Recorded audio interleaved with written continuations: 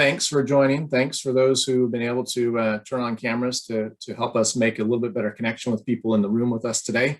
I'm Ryan Kirsting. I'm currently serving as a secretary on the NCSEA board. My hometown is Sacramento, and so I represent, or at least I belong to, the Central California region of SEOC. Emily, you want to give a quick introduction? Sure. Thanks, Ryan. My name is Emily Guglielmo. I am now the NCSEA past president, but I am currently the SEONC president, which is the Structural Engineers Association of Northern California. So today in this presentation, I'm wearing a SEONC hat to share with you some of our local successes related to DEI. Yeah, and I'm feeling a little uncomfortable today because I'm not using an agenda slide. So I'm going to use this for a brief introduction to what we're going to try to cover today. Our goal is to talk about DEI at the local level. With that being our end goal, we do want to take just a quick step back and go back and make sure everybody kind of has the same starting point to understand what NCSEA has been doing at the national level, and at least elaborate on some of our collaborations within NCSEA and external groups as well. And then I will hand it off to Emily to talk a little bit more specifically about what's happening at the local level. As you've heard on the other presentations, this is meant to be more of a conversation, not necessarily a presentation. So there'll be a number of slides here, mostly slide heavy in the first part of it, just to make sure we have the list of things that have been happening at the local level, or sorry, national level covered. And then we'll pause. We'll have a little bit of chance for Q&A for people to ask questions if you have them about what else is happening or what other things we could be doing at the national level. And then we'll turn it back to the local level and do the same sort of routine at the local level. So with that, let's jump in, and just want to make sure people remember, I mean, this maybe DEI started before this, but the start of this for NCSEA came with the case NCSEA and SEI joint call to action. This was issued back in June of 2020.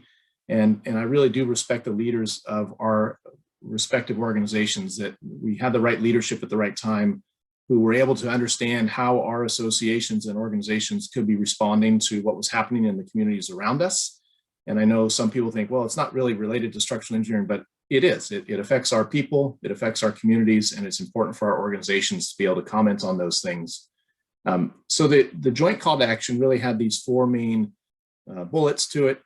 You know, to work in unity with within our own organizations, whether the parent, member, or local levels, but to also collaborate with other organizations outside of our profession, urging and supporting our members to speak out and act with conviction, and ensure that we have open communication channels to allow members of the engineering community to be informed and heard as we work to bring about real and lasting change. We really do have a common goal here. This is something that the three organizations talk about at the national level in our joint leadership conversations, so that we do continue to work together to promote equity, diversity, and inclusion in our profession.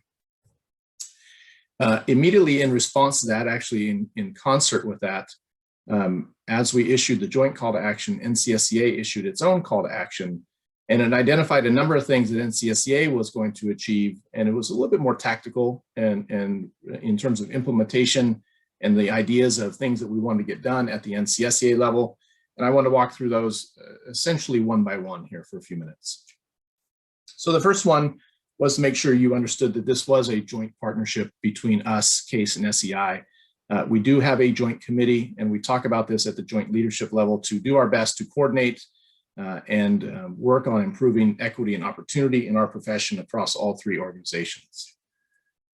We've compiled and shared resources for our members. We're already making good progress on this. The SC3 Read, Watch, Listen series is one example of this.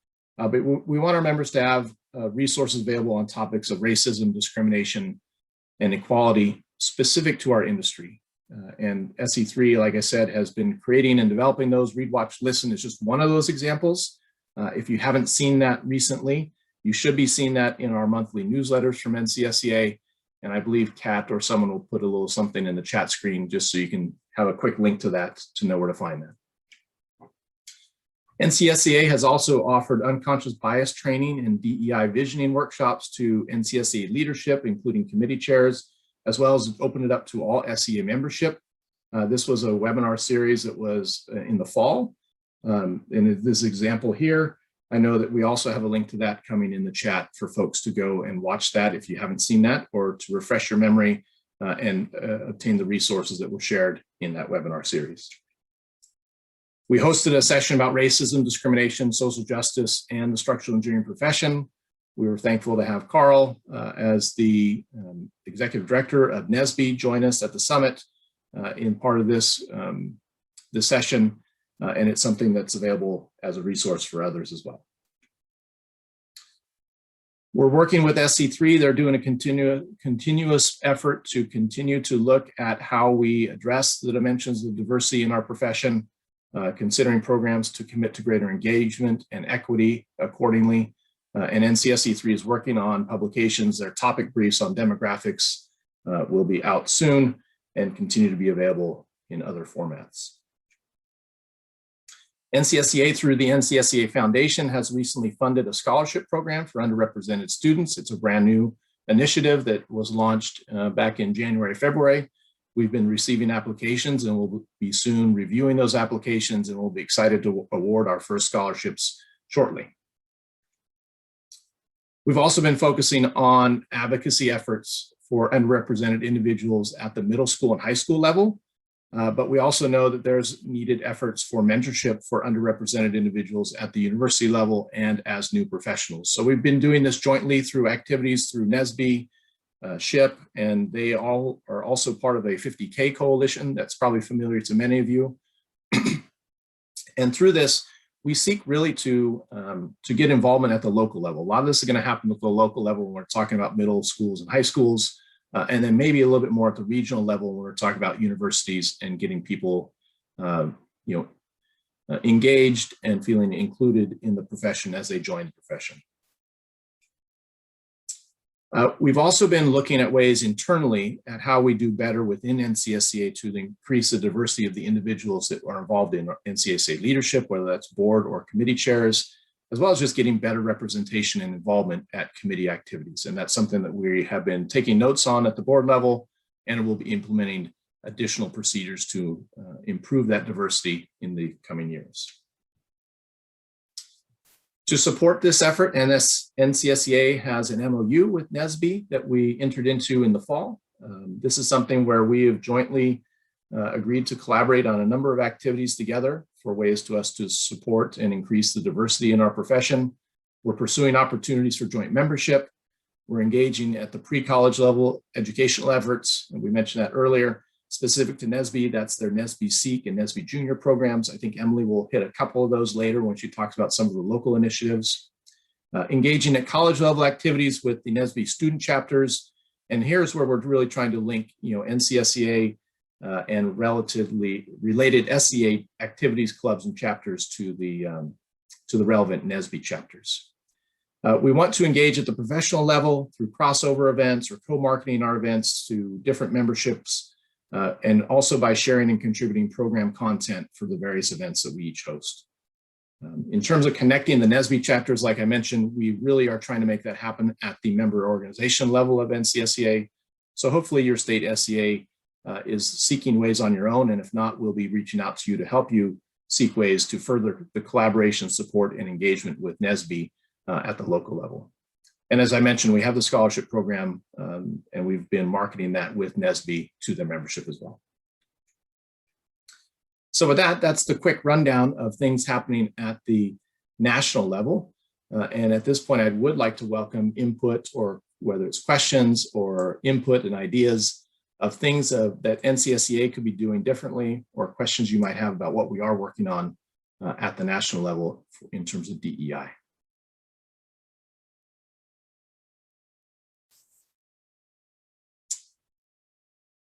Yes, I'm hearing crickets. I am hearing crickets. All right, so if nobody's going to ask their questions, I can certainly offer up. Yeah, hi, this is Chris Freisinger with SEAOI in Illinois. Hey, Chris.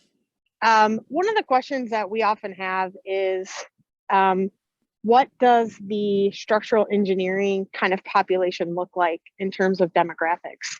We're working to increase our inclusion and our diversity, but we always kind of get the questions of like, what does the structural engineering population, kind of what is that makeup overall. And so, if we knew, let's say that, 10% of all structural engineers were females, and then we could compare our membership to those numbers, those kind of comparisons could give us a benchmark to work towards.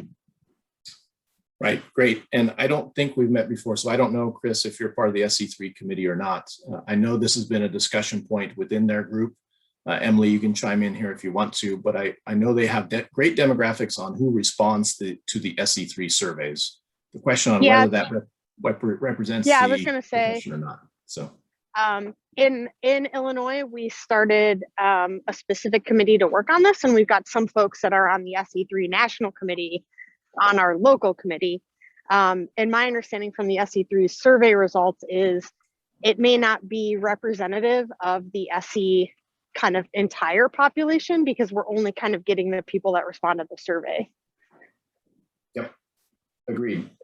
Emily, I see you're unmuting. Do you have something to add? Yeah, I was just going to say, I don't, there is no census per se where we can collect that data, but there are a few data points. And the first one is obviously the SC3 survey, and the demographics brief on that is complete and is posted. And so I think we can argue the 5,000 respondents don't exactly mirror our profession, but I think it's a good data point. The second one that has been talked about is kind of stats of PE and SE test takers. And we've done a little starting of outreach to NCES to see what data might exist and what might be able to be shared, and in terms of how, male, female, and other possible demographic breakdowns. And then the third piece, I think, is a little bit looking forward to the future, and it has to do more with pipeline issues. So, and I didn't put this on my slides for the local level portion, and I do see one of my SEONC SE3 members here, but I'll just share it now.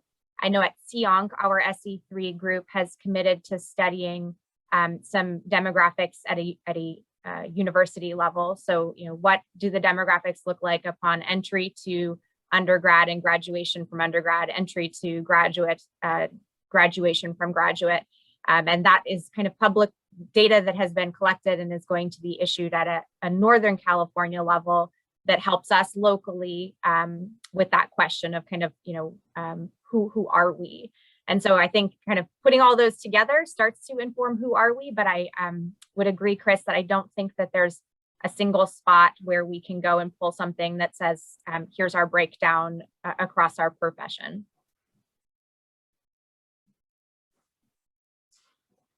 I know it's already on many of our to-do lists, but I am writing it down for our notes to take back as well. Any other questions on things we're doing at the national level? Suggestions for what we could be doing to improve?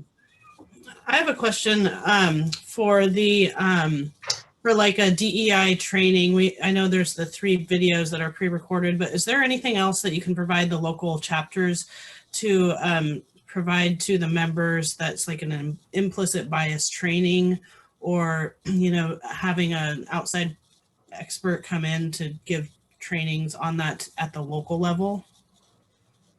Did you participate in the NCSEA training that we offered? Are you suggesting that's maybe not quite what you were looking for? No, I thought that was great, but I'd like to be able to have something similar for our local chapter for all the people who didn't attend. Sure. Emily, your thoughts? Yeah. So again, I'll put on my Northern California hat. At Northern California, or in California, let me be more broad, we thought the same thing. This is particularly implicit bias was a topic we wanted to offer, but rather than recreate, we took exactly what was delivered at NCSEA and made it available to all of our members. And in fact, asked our board members as a kind of a condition of being a leader to participate in this. I know at a California level, we look back to NCSEA and said, hey, are you going to do this every year? Because if not, maybe we need to be creating our own program. And that's a discussion that's in play. Does NCSEA own this material on an annual basis? How do we make sure it gets not just to the leadership at an SEA, but to your members as well, if that's something you desire?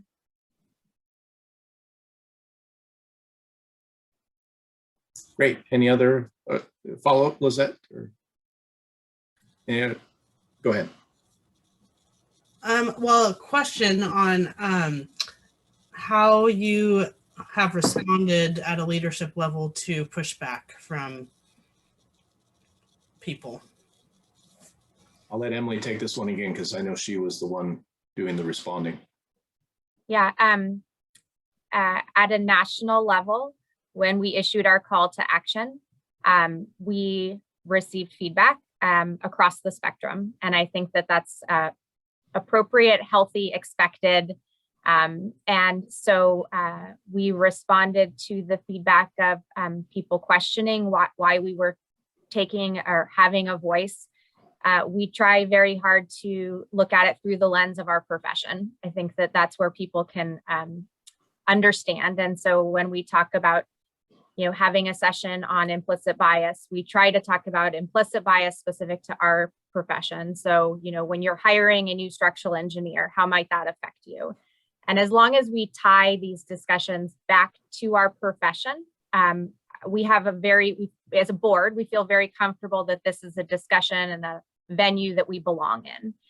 If we struggle to make that connection, if we take a couple steps outside of that and it's harder to relate back to a profession, we do have some hard discussions there and talk about, what is our role? And, as a board, and I see some of my board members here, you're welcome to speak up. It's not simple. We are trying to join conversations that we have not in the past, but at the same time, respect that we're a professional organization, primarily here for structural engineering, which is technically based.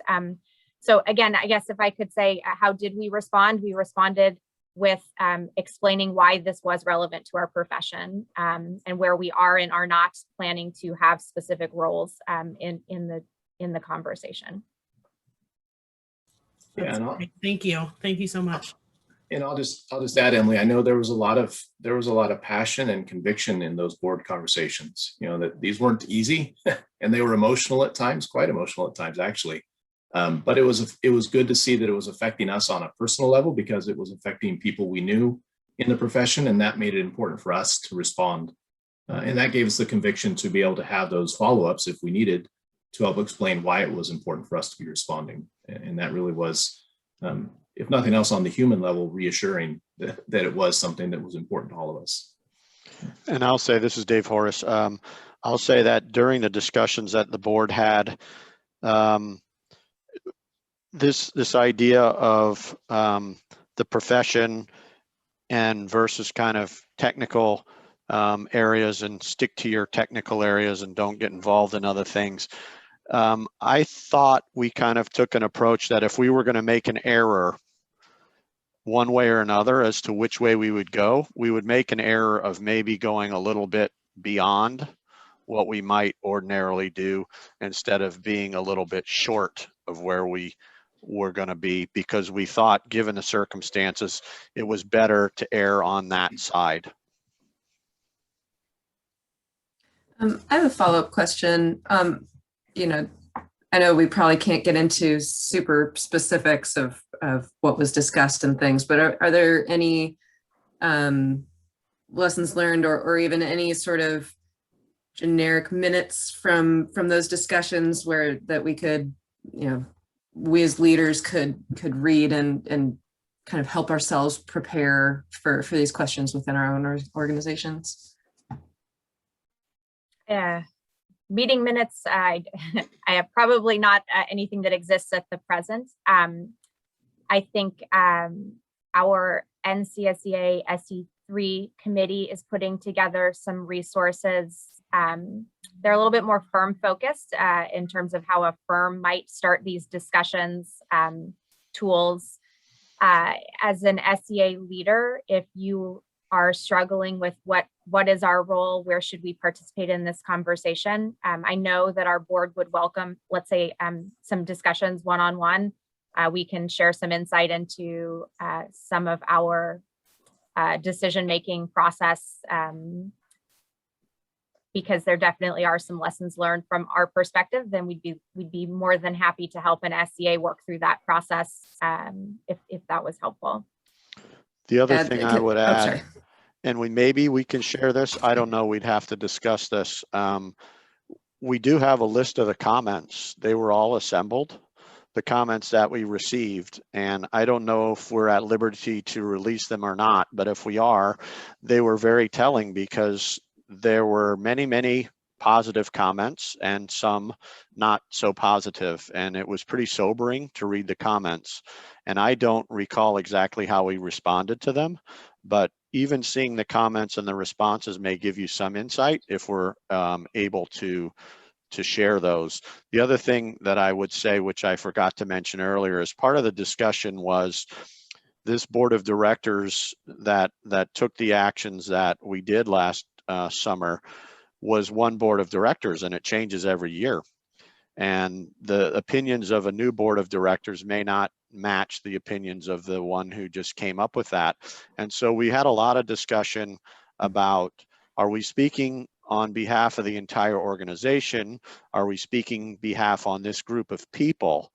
And if I'm not mistaken, where we ended up was we tried to say, hey, this is a statement from the board of directors of NCSEA, and take that for what it means. A new board may have a different statement when something else happens in the future, but we were dealing with the present and trying not to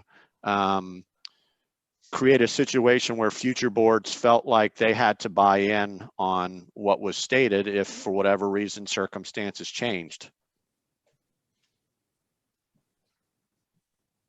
And Jackie, do you have a follow-up there? Oh yeah, I was just you know, we're kind of a board that's been around for a long time, but we had a leadership gap for a while, and so we're just kind of trying to start getting back into just offering content. But I think this is a really important and timely thing that I want to see implemented, and I haven't even brought it to our board's attention. So as the current chair, I kind of want to prepare myself for the discussion internally before, you know, and so just prepare myself as much as I can to try to move forward with this. Yeah, appreciate that. And I feel like I'm talking a lot. One other thing, we're a national board. And so, you know, I think we all know that some of the opinions of this stuff can vary regionally. And we saw that within our board. And we had discussions about, okay, depending on where you're from, you may take these statements in one way or another. You may have less of that because you might have a smaller geography, or you may have the same. I don't know. I have the same, and I'm from Virginia, and so we're pretty purple state, but I would say more speckled than purple. Yeah, and just to make sure everybody knows, Dave Horos is current NCSEA vice president. It probably goes without saying, but I at least want to make sure if somebody was new to the group, that's who's been talking. So thanks, Dave, for all that good input. Resident loudmouth, sorry. It's all good, Dave. I appreciate it. All right. With that, I think we might put a pause on the kind of the national Q&A, and Emily, hand it back to you to dive a little deeper on the things that SEONC has been doing at the local level. Perfect. So my screen should be sharing again. Yep. Yeah. And just again, to introduce this, I am going to speak specifically to the things at SEONC. And I realize that's very like microcosm, but I'm hoping that something here sparks an interest in something that might be happening in another MO, and we can move this more to a conversation and idea sharing. So at SEONC, we realized that in order to do a lot of the things that we envisioned in a long term as it relates to DEI require funding. And so we, similar to what Dave mentioned, that every board has a different slant of what interests them. Our board felt very strongly that we wanted to prioritize DEI beyond just our term. And to do that, we thought an endowment was our best opportunity. And so on Martin Luther King Day, we launched an endowment. We were fortunate enough to have $100,000 that we moved from our reserves to start this endowment. And we began a membership drive. Go ahead, Ryan. Just want to share with you what that looked like. So again, the board in early January approved an endowment, including a policy, and again, allocated $100,000 to start that. And we kicked off our funding on January 20th. The day that we launched that initiative, we did receive $30,000 in member donations, which really told us that we had an audience and we had membership who felt also passionate about this topic. We had a donor reach out with a willingness to a matching program. Anyone who's looking to raise money, I would encourage you. Matching programs are a fabulous tool.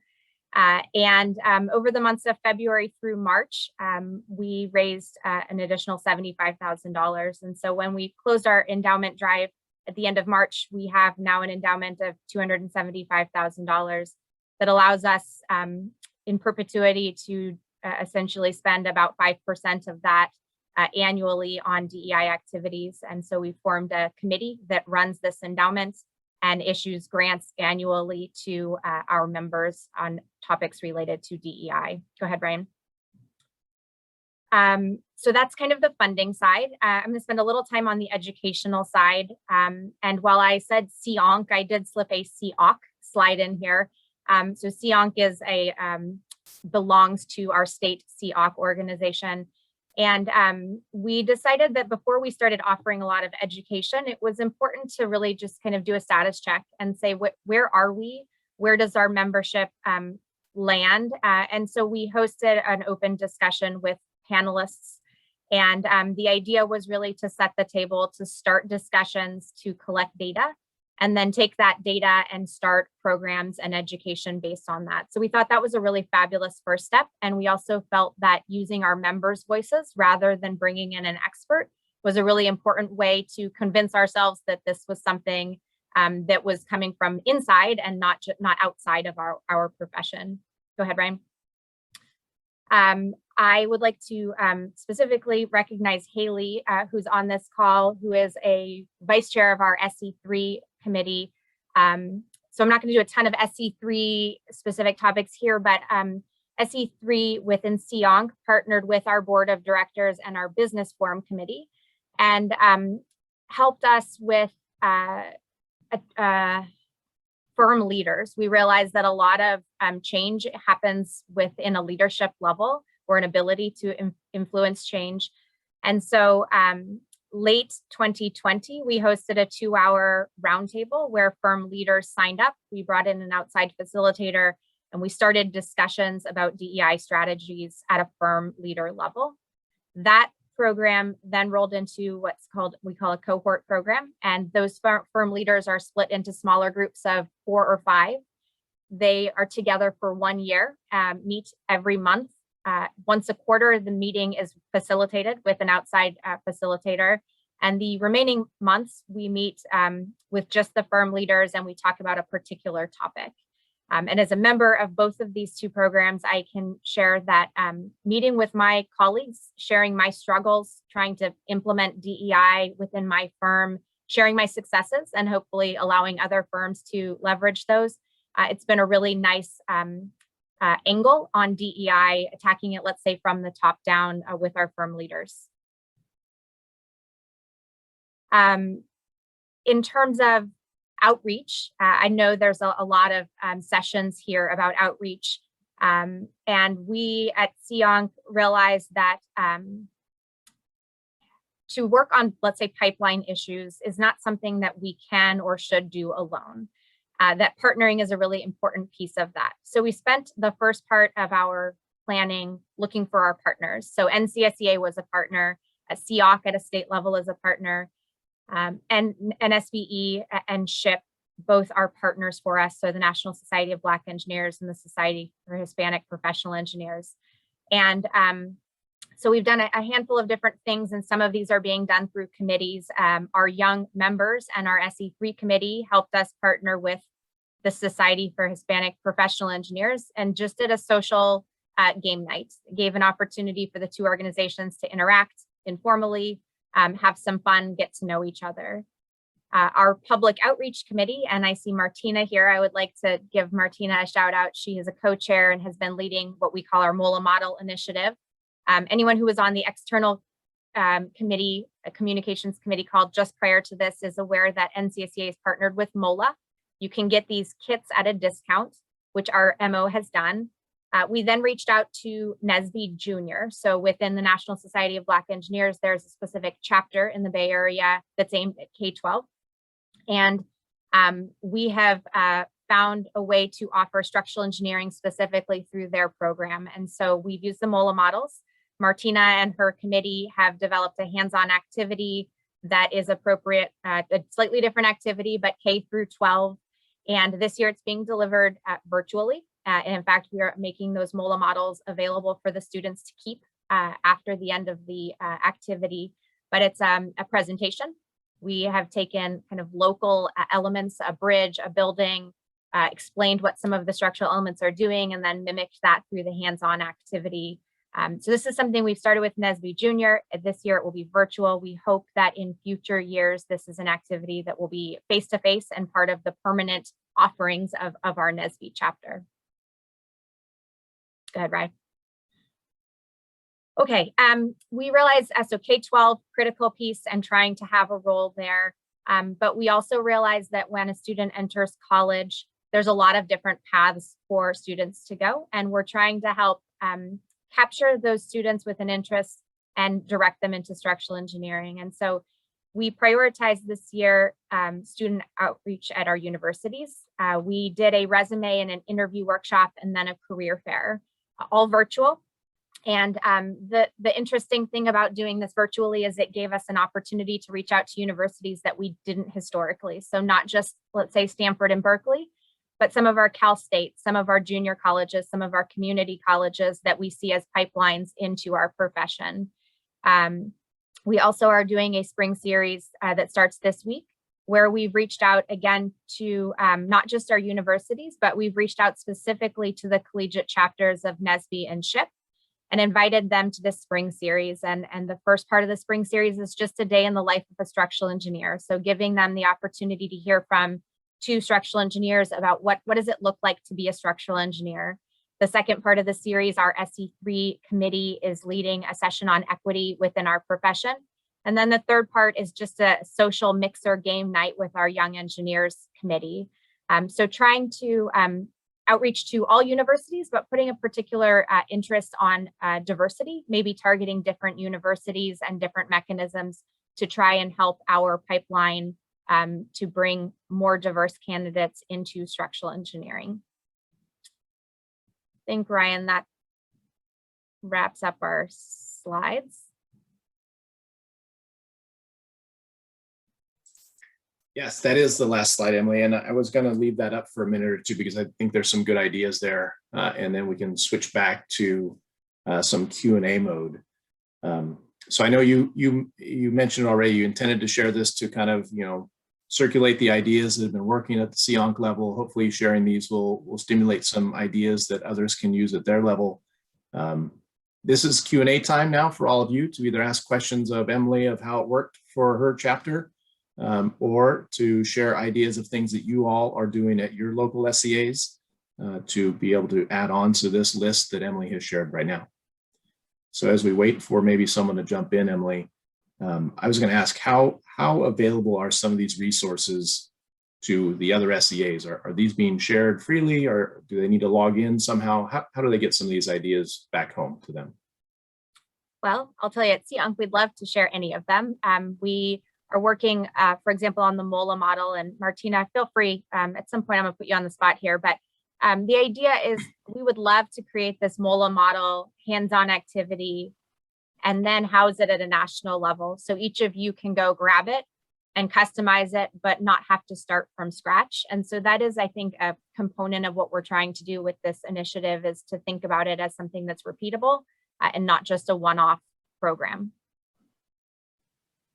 Yeah, and Emily, can we talk about Basecamp as well as a platform? Yeah, so at CEONC, and I think CEOC in general, we've been experimenting with this new file sharing platform called Basecamp, and it's kind of like a Google Drive, but it's a little bit more complex and has more features. But essentially, it's a place where we've been saving all our files, saving everything that we've been working on. There's a lot of chatting, or there's message boards. So there's a lot of opportunity to collaborate, not just within our public outreach committee, which is part of SEONC, but also with other individuals from NCSEA and as well as other MOs from SCA. So we've been playing around with it a little bit, and it's been very nice to see what others are doing and be able to share all that information. And obviously, the more people are on Basecamp, the more organizations are on Basecamp, the more this file sharing, this idea sharing will be effective. So yeah, we definitely plan on sharing what we come up with especially with this model program as we develop it. And we've also been getting ideas from others who have shared their presentations and their programs with us. So we definitely take advantage of sharing all these ideas. Thanks, Martina. Other input, ideas, things that have been working for others out there in the DEI world?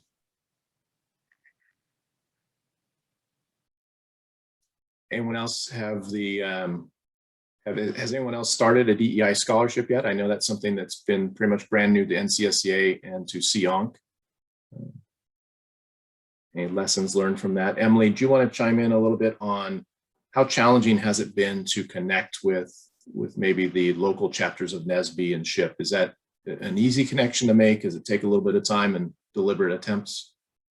Yeah, I guess I'll first put on my NCSEA hat. We're hoping to make that easier for you. We are trying really hard to make the connection at a national level, kind of create these rosters.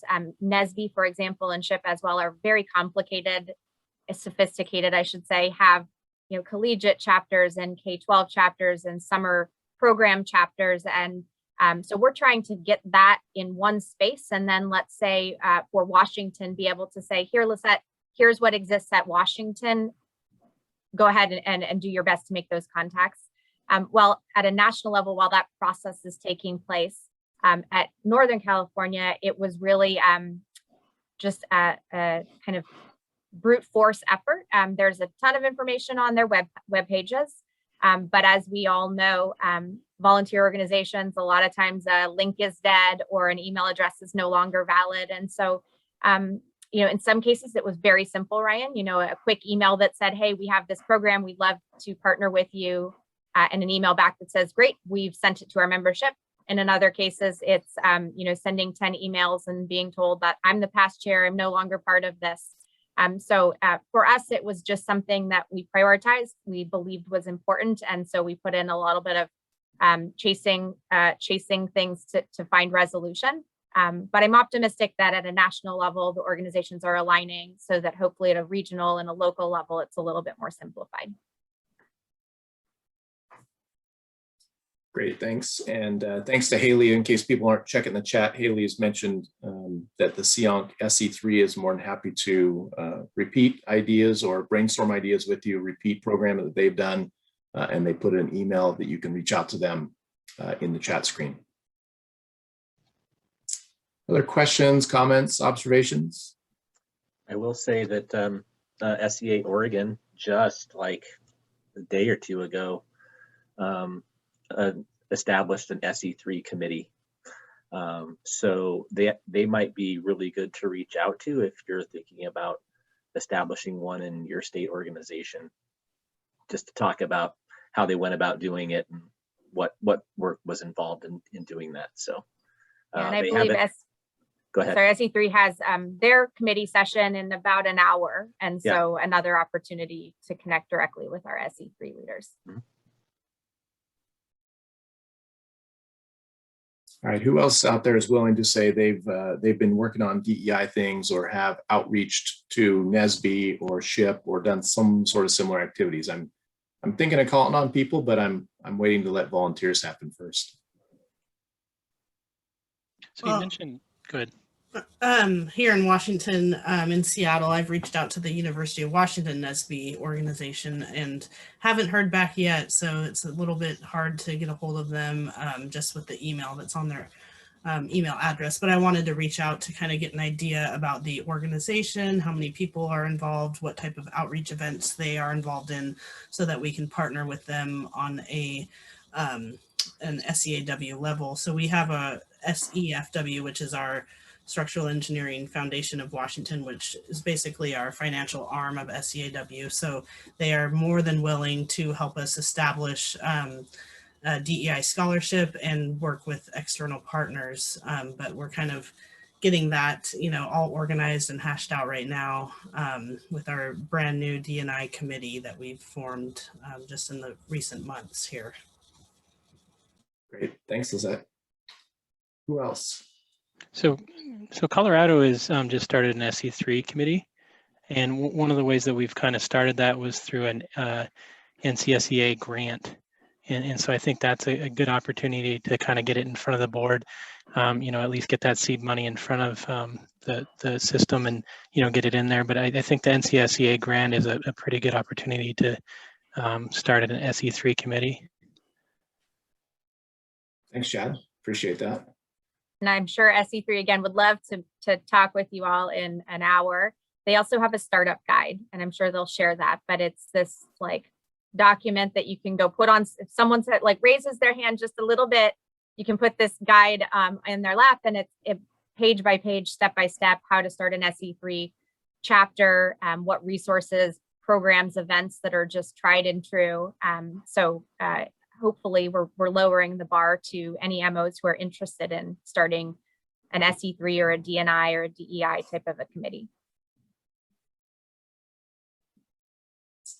Great. Any of our friends from Sione on the meeting want to talk about anything happening in New York on the DEI front?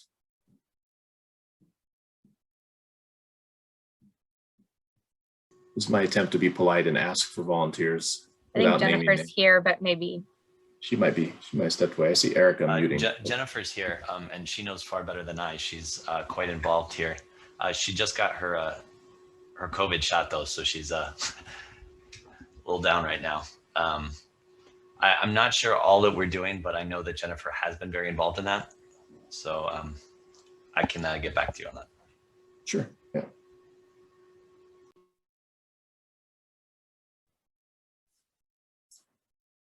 Other groups working on DEI at the local level, are there things we could be doing better to help you break the ice or to get you the resources you need to make that bold and venturous step out there to outreach to these groups?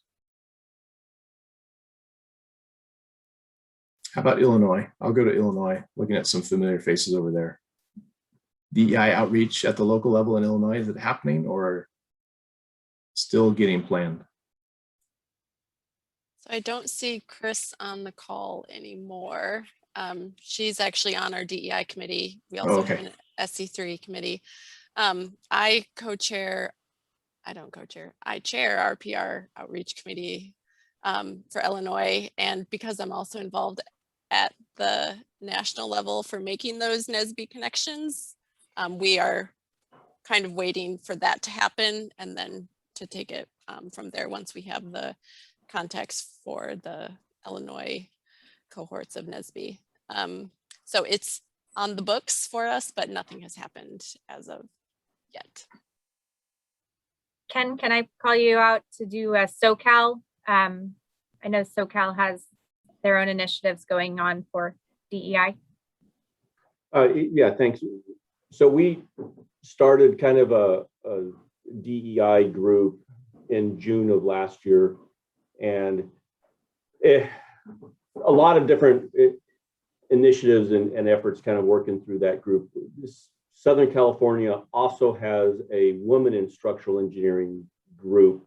So kind of bridging the gap or bridging the differences, overlaps and so forth, I guess is a better word, is looking for those overlaps between the two groups.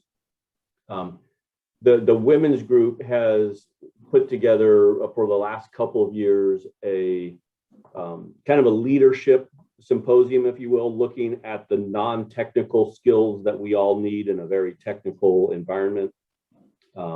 This last round, which was done in February, we included a diversity, equity panel discussion. Those topics are being rebroadcast now for those members who weren't able to make it on those dates. So we're trying to take the content and continue to bring it forward. But our DEI group is involved just in the conversations and making sure that we are bringing together the people to have the conversations, looking for ways to promote our members and looking for ways to promote the conversations that those members are having within their own firms, within their own personal experiences. California, the board of California had set aside a $20,000 grant fund dollar amount above and beyond what Northern California did, which I guess actually it sounds more like Northern California went way above and beyond what the state did. But so we're now in the process of, at Southern California, taking grant requests for how to distribute that dollar amount to either scholarships, again, targeted for the underrepresented communities, whether it's a community college, a college, or a high school, or looking for another program that the DEI needs some additional funding to help sponsor the continued conversation. Good, thanks, Ken. Anyone else have comments they want to share? Feedback, questions? Hi, this is Tiffany. Sorry, I had a last minute meeting conflict, so I'm joining now. So apologies in advance if this has already been brought up, but I'm curious to hear about, I would love to hear about other folks' advice about, you know, some of the topics I think when we bring up DEI can be more sensitive, particularly when we talk about DEI, specifically when it comes to racial equity within our industry, and just like that combination of that perspective of like, there are definitely, I think, members who think that it's not necessarily like that our SEA should be concentrating more on technical topics, and that this foray into racial equity can be sometimes beyond the scope of what we're doing. So I'm curious what your perspective is on that, and how we can kind of work together to I think still produce contents, but then yeah, figure out a way to also move the conversation forward. I think especially for our members who are people who identify with underrepresented groups, who need to feel like they're also being represented and supported by our SEAs. Good question. I was going to kind of open it up at first to see if other people wanted to chime in with their ideas in response. If I can kind of, this conversation has been one that I've found myself having with myself a lot, is to what is the footprint of the structural engineering profession within a conversation that's broad and societal. And where I kind of land is, as structural engineers, at some point in time, we need to stop thinking about the structure. And we need to start thinking about what the structure serves. And the structure serves our communities. Therefore, we serve our communities. And when I can remove my technical, this is my beam and my column and my foundation and my structure, and start looking at what that structure is doing within society, I start finding a little bit better of a footprint as to why my profession needs to have a place in a conversation that talks about how I affect society and my community, and how my community affects the decisions that I make as I continue working in my profession. So it's forced me to really look at a continued conversation about not what I do, but how what I have done is used. And I think that helps me see that it's not just that we aren't just a technical profession. Yeah, really, really good perspective, Ken. Other thoughts people want to share? Tiffany, I'll say, I think, you know, we use the acronym DEI, and you can add other letters as well. I think some parts of that are actually really quite comfortable for most people. I think we rarely hear people upset if we're doing student outreach to K-12. And so, you know, if you're looking for a place to start, maybe that's a safer first step, start the conversation. I think some of the E, the equity and the inclusion I requires a little bit more thoughtfulness about how it's advertised, who your facilitator is, how it might be received from different audiences. Again, how you can tie it to your profession, or what is that lens that ties it to structural engineering. I still solidly believe that they're good topics and worthy of discussion, but those are the ones I think that I have heard more feedback of people saying, well, you know, explain to me how this affects structural engineering. So I guess my take home would be that DEI is a very wide spectrum, and one that our profession has a lot of room to grow. So maybe we you know, pick off some that we can get everybody behind to start with, or we make those the really big visible wins. And we acknowledge that this is a long-term thing. It's a movement. It's not a moment. And so that, you know, a year from now, and 5 years from now, and 10 years from now, we are in a space that all these conversations aren't quite so hard. And we have membership that's all comfortable with having these conversations. But I try and recognize that my opinions and my place on the spectrum of this process is not the same as everyone else. And I need to respect that. And I can't expect everyone to be moving with me or with, let's say, our DEI or SE3 committees. And to make meaningful change, we have to bring a whole profession along. And so sometimes that means a hard conversation, or hitting pause on something and focusing somewhere else. And it doesn't mean that we're losing, or we're giving up, or we're taking the easy route out. We're just recognizing that this is a really long-term thing.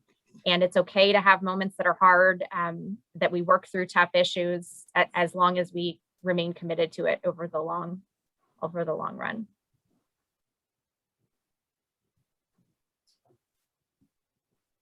Good input. As usual, someone else is jumping in. Tiffany again. Yeah, I appreciate that. I do understand, you know, and I struggle with this as well. As I do understand that the reality is we all, our entire membership won't have the same perspectives on everything, and nor should we all be having exactly the same opinions on everything. I think I worry that if we are really cautious in what we do, that it can come at the expense of our members who are feeling like in some way our industry or our firms are not not hearing them out. And I think that's always just like that balance of that we might not agree always on all the content, but that for example, in our racial equity book club, how consistent feedback we had was how many people who attended realized they couldn't have these conversations with their colleagues at their firms, and how much they really needed that community. And I worry that if we don't try to push a little bit, at least, that we'll kind of stay in the same position, and that perhaps maybe next year or the year after this, when we don't have something that's as galvanizing as I think what's been going on in the news with George Floyd and things like that, that it'll kind of disappear again. I understand your perspective, though, that, yeah, of course, yeah, we won't all have exactly the same opinions. I think it is a sticky topic, but I think something that we have to definitely have some thought about how our approach is on that. I'm curious if there's anyone else who has Tiffany, this is Lisette up in Seattle.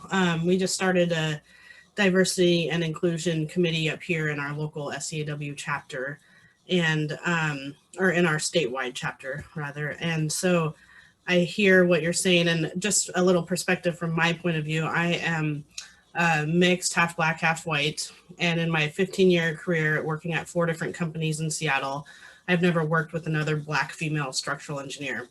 So there's an issue with that. It has had a profound impact on my career. So that's just one perspective from me. But I think that right now we have a big momentum going, and we have a lot of work to do, and we have to, walk that line of providing public statements and letting our entire structural engineering community know that there is a big problem, and it's going to take a lot of work from a lot of people and a lot of focused effort on working with our youth to be able to shift where we're at right now in our structural engineering community. So in that sense, what we're kind of really what we're doing up here is, we're not trying to be controversial in our statements, but we are walking that line of we are going to get some pushback. But I think it's important because we want to engage all of these people in this conversation, whether they stand on one side or another, just to give them the perspective and give them, some thought to think about. Thanks, Lisette. I know we're really good conversation, and we're right up against the next session. So I want to respect time for people who want to get ready to go to that.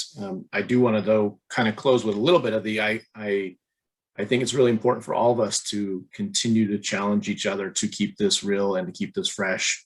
We may not always have the societal pushes outside of our engineering profession, but I think it's really important for us to always be looking internal and finding those ways to motivate us to not become complacent and lazy and slip back into where our usual comfort zone is. As Stephanie was saying in the chat here, leaders stand up for what's right, even if it's not popular. And I think we've developed some really good momentum, and we got a long ways to go. But we need us all to keep us accountable and to challenge us to keep looking for what's the next thing, and not just the easy solution, or maybe even the lazy fall back into our old routines. So really good conversation. I know we can keep the room open a bit if people really want to share some additional thoughts. I'm happy to stick around, but for those that need to get moving on, I really appreciate all the input today. Emily, I'm sure I'm echoing your feelings as well. If you want to give one last one close, I'll give you that moment too.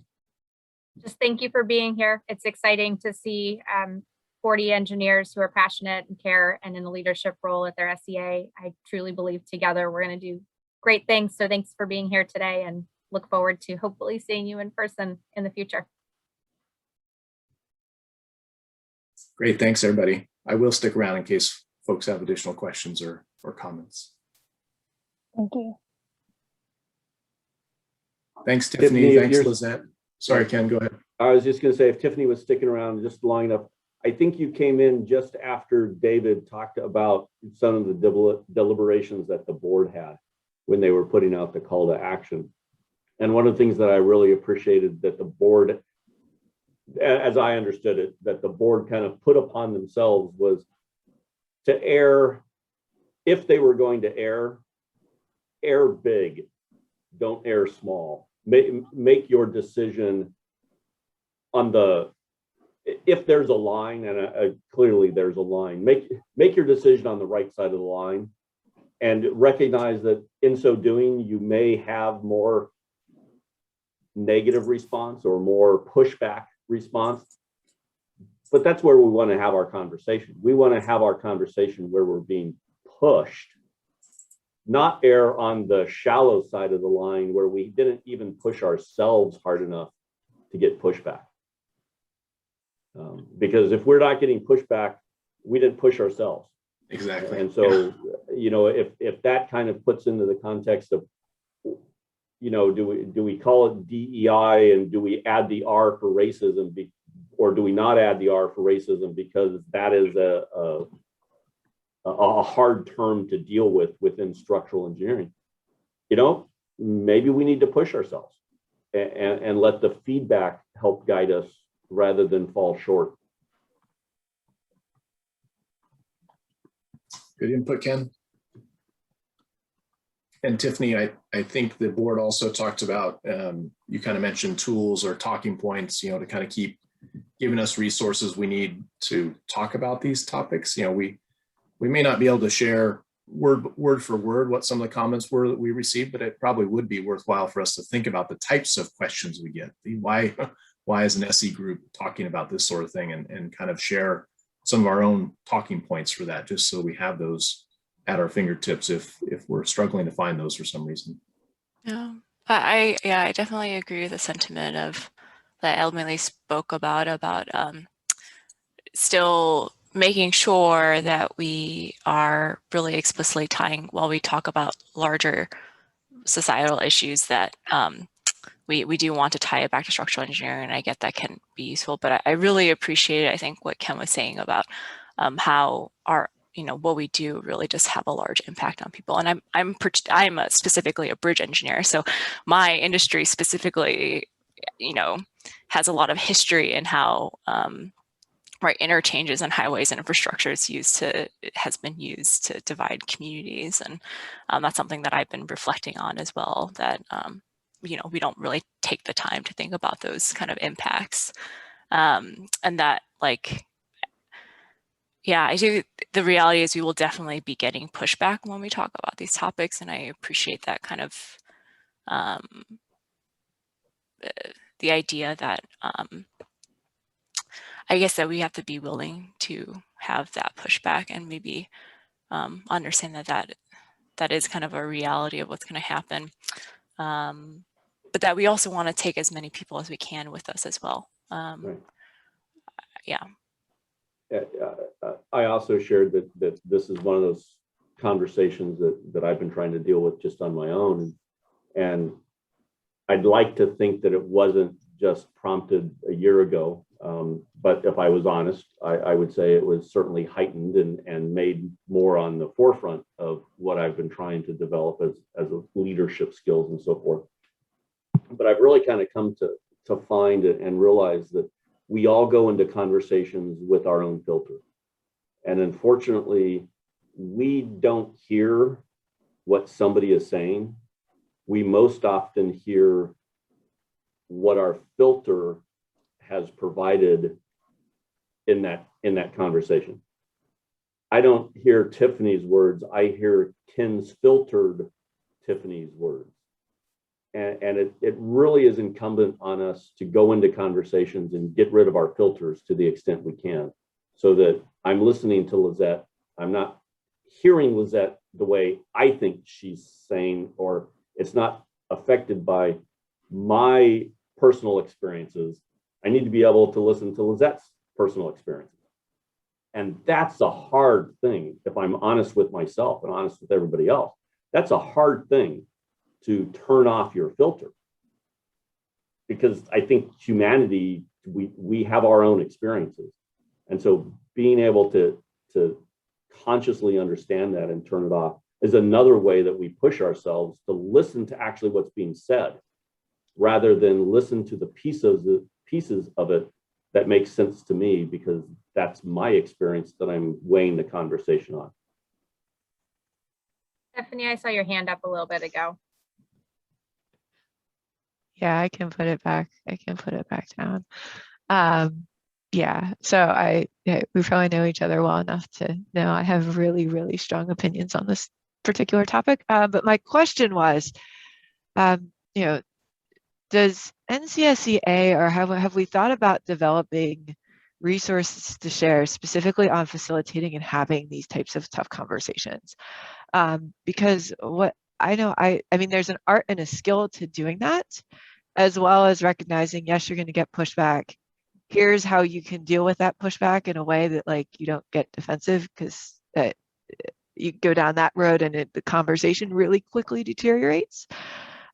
Because I feel like, so coming from I have only ever lived and worked in areas of the country where there was very, very few females working in engineering, pretty much no people of color, male, female, otherwise. And so while I don't agree, I can meet people where they are. On the other side, the people that we get sometimes the very disparaging comments about, or comments regarding, why are we even talking about this? And so one thing I thought that might be really helpful, particularly to that group of people that are interested in this topic, but locally they're getting a ton of pushback on it, is having some sorts of resource available to help them with these sorts of conversations. So I'm curious about what everybody else's, what your thoughts were on that. I don't think we have any initiative underway, but I see Ryan taking notes, and if I could go back in time to 18 months ago, I would have paid good money for that prep. So I think your point is well taken. Yeah, I think actually also when we had the NCSEA DEI series with, oh, I'm blanking on her name right now. Shani. Yeah, Shani Bergsmore.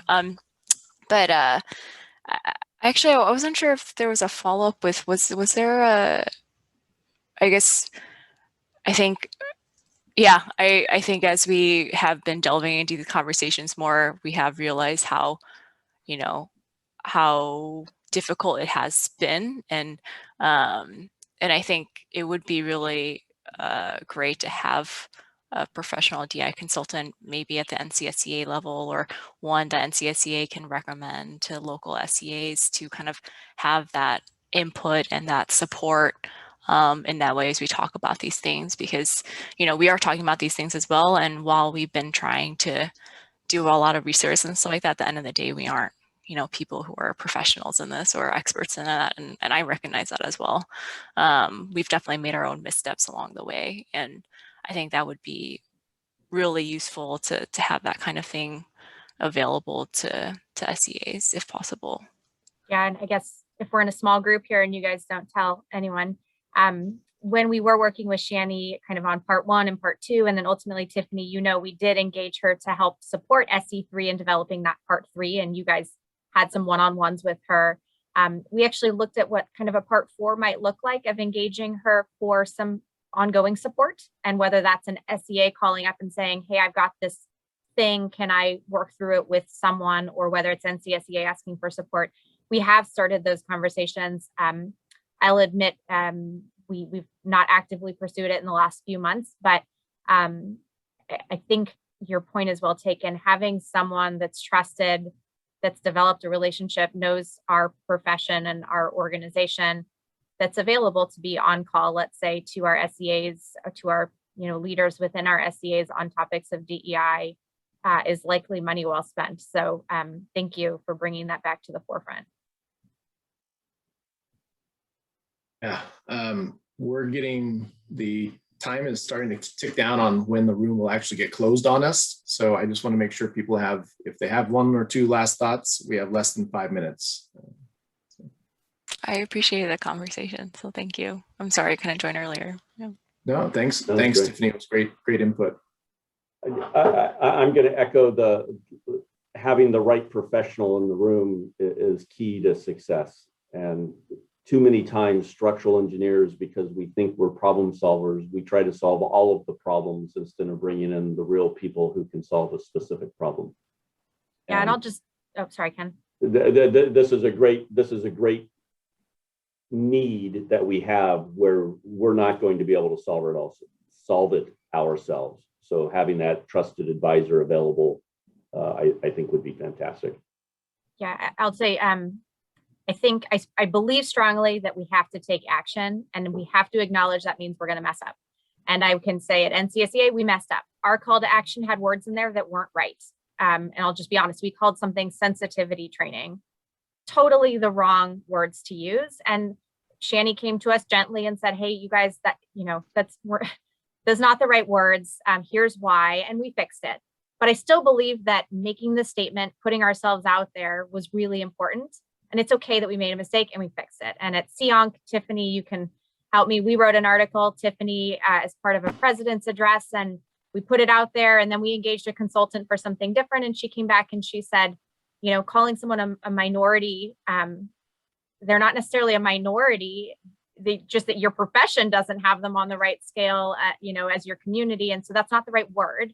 And so we fixed it. And so I guess I'm saying, as a profession, we need to be willing to make mistakes, to enter into conversations that are hard, forgive ourselves when we say the wrong words, and then bring in the experts to help us along the way. But I think it's really important that it's a balance of the two. We can't just bring in an expert and expect them to solve our profession for us. And we also, I think, need to acknowledge that we're in over our heads in a lot of ways and spaces. And so it's that finding the right balance between the two that will hopefully allow us to be successful. Given that we're now less than 2 minutes, and that was a good way to wrap it in my mind. I don't see any other hands raised. I just think great conversation. I'm glad we spent a little bit extra time beyond the 1 o'clock Pacific top of the hour, and appreciate everybody's input. I'm sure there'll be follow-up through different channels about more of this DEI, both at the national and the local level, whether it's through SE3 or otherwise. Thanks for all the input, and look forward to continued conversations. Thanks, everybody. Yeah, thank you so Thank much. you. Thanks. Good to Bye. see you guys.